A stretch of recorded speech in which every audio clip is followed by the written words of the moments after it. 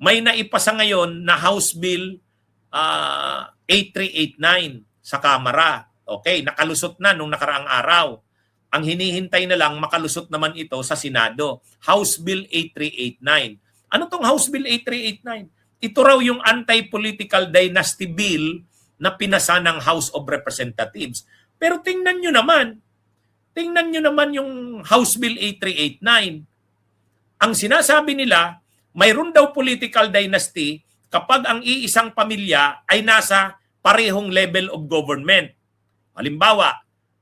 Halimbawa, governor yung tatay, yung anak ay vice governor, yung isa ay board member, bawal yon kasi provincial government.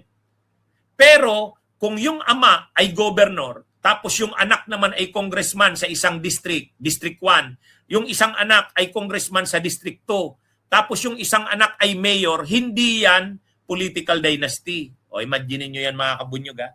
Kaya ibig sabihin, sa pinasa ng House of Representatives na House Bill 8389, ang Camarines Sur, Villafuerte ang governor, si El Rey. Yung isang anak niya, si Lloyd G., congressman ng 2nd District ng Camarines Sur. Yung isa niya pang anak na dating governor, congressman na ngayon ng 5th District.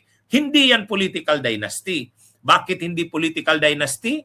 Sa ilalim ng House Bill 8389,